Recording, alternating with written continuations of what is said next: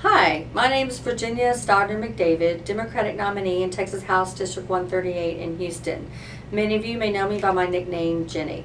This district encompasses near north neighborhoods including Oak Forest, where my husband and I live, and parts of Spring Branch. Thanks for taking the time to watch our videos. I hope that by the end of it you'll have a better idea of who I am and how we can work together to improve the lives of Texans living in the area. If you live in the Gulf Coast area, my thoughts and prayers are with you for any of you with serious human or material loss due to Hurricane Ike. Why am I running for the state legislature? Well, I'm dissatisfied with our leadership out of Austin and feel that we need a more ordinary voice in the legislature and a more forward-thinking approach to dealing with Texas's problems. Texas ranks high in too many of the bad things and low in too many of the good things, and we need to reverse that trend.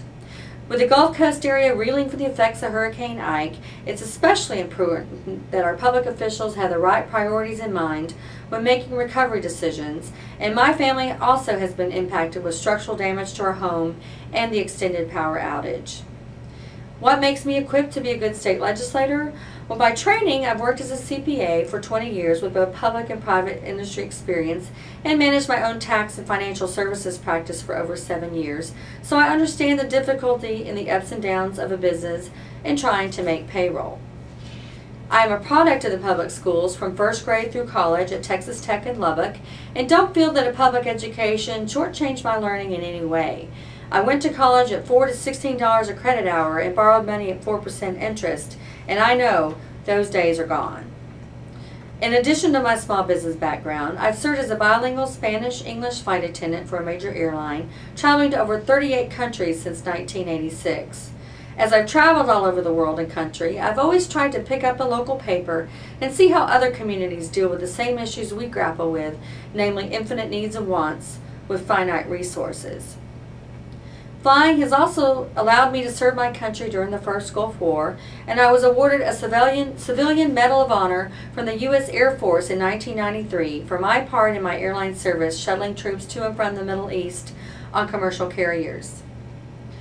I've also found it rewarding working with my colleagues in our flight attendant union, IAMAW Local Lodge 2339, as I feel that due process on the job and worker say and conditions and pay is critical for the success of a company truly interested in benefiting all the stakeholders.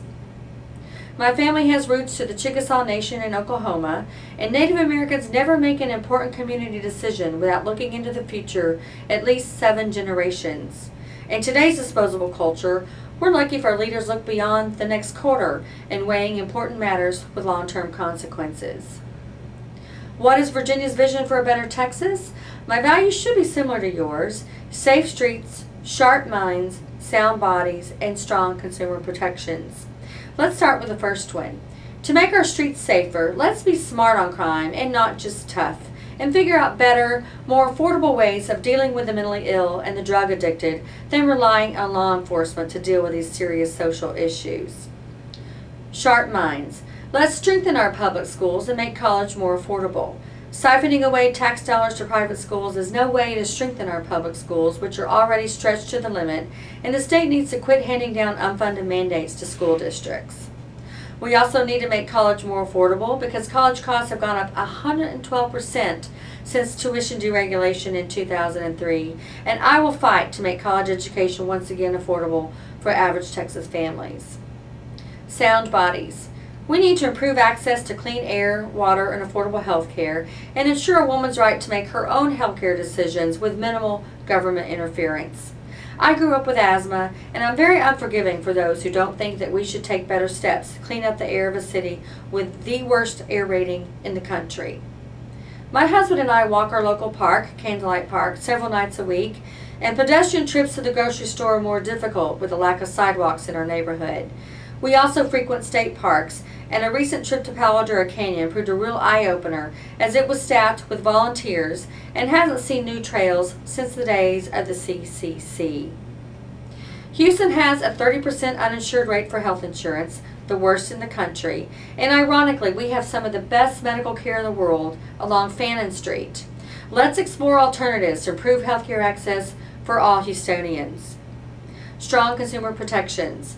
Texas families have seen consumer protections weaken the last several sessions, and we pay some of the highest insurance and utility rates in the country. And that was before these last major hurricanes hit. If you're unlucky enough to have bought a lemon home the last several years, good luck getting any recourse, as the Home Builder Commission that was set up benefits the big home builders and contractors, and you're left holding the bag. The legislature has also weakened oversight of rate increases of insurance and utility rates, which in the past was subject to public hearings for commission approval. I understand the economic insecurities that many of us feel, as I've dealt with a layoff as a wife just 2 years ago, and as a daughter when my dad was laid off and we lived in Section 8 housing for a short while to get back on our feet. And any platform will be incomplete without some thought about making preparations and recovery from a natural disaster, such as the one we just experienced, better. I already mentioned our high insurance rates, and that was before Hurricane Ike. When I first moved to Houston in 1986, the U.S. usually only dealt with a major storm or hurricane along the Gulf of Mexico every 4 to 6 years, perhaps Florida or Louisiana or Texas, but not all three, and certainly not in the same year. But with global warming and climate change, the oceans are warming and making the situation worse.